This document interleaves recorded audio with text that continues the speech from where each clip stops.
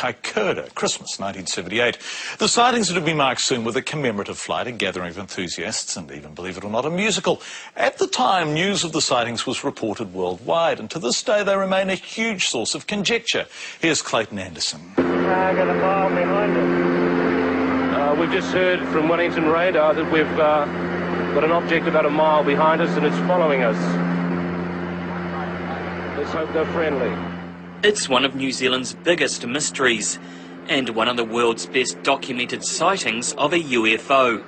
The most important thing I think about this whole story is that even to this day, the flight crew and the air traffic controllers are adamant that we saw something highly unusual that can't be explained. Quentin Fogarty was the reporter with a news crew that filmed the UFOs on an Argosy freight plane the night of December the 30th and early morning of the 31st, 1978.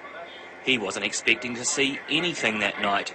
He'd been asked to do a news story on a UFO sighting from 10 days before.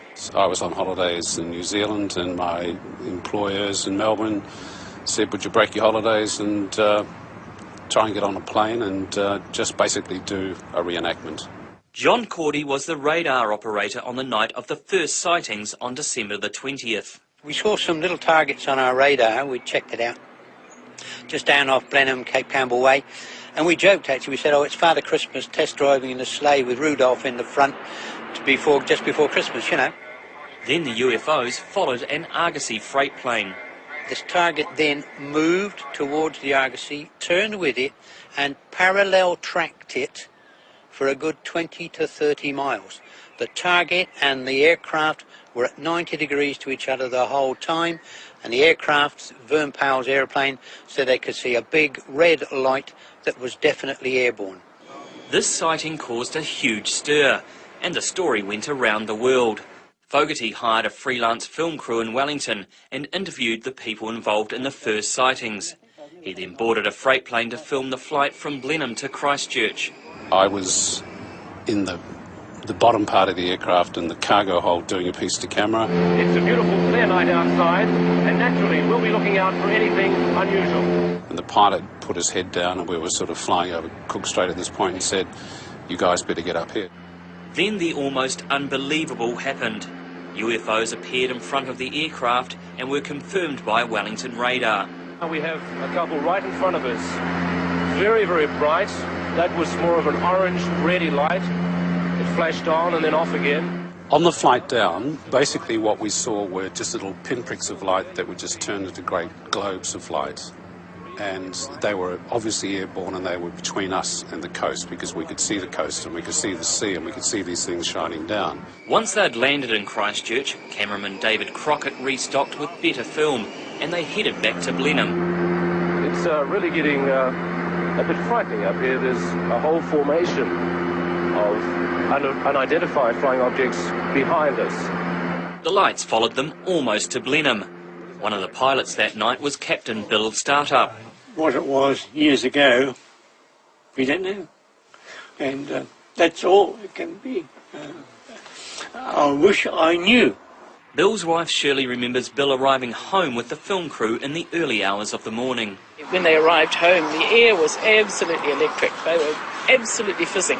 So, of course, opened the cabinet and had a brandy.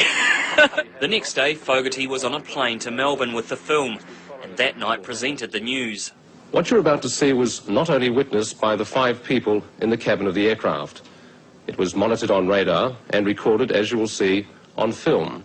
Everyone had their theory about what it might have been. We got all sorts of people ringing us up telling we were basically idiots and we were fooling the public, we were putting a hoax out, you know, this was all a big hoax for Christmas. I became a little bit of an object of criticism, almost ridicule, because we were, you know, poo-pooed by the authorities and by skeptics came out of the woodwork and cherry-picked the things that suited them and dismissed all of the evidence and said we saw this, we saw that.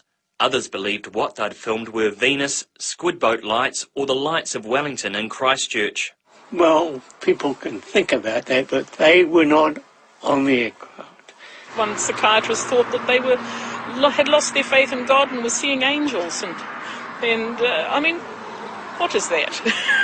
None of those involved are satisfied with any of the explanations given by scientists and government officials.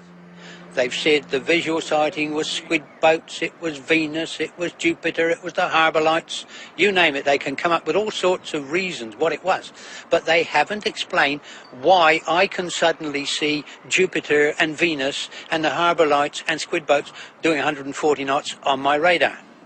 The famous Argosy plane of that flight is now owned by filmmaker Paul Davidson. He's organised a 30th reunion event that runs over 3 days in Marlborough. The whole Kaikoura UFO thing had a big impact on a small place, and was a memorable event in many of those people's experiences. Whatever you think, the Kaikoura sightings are now part of our folklore.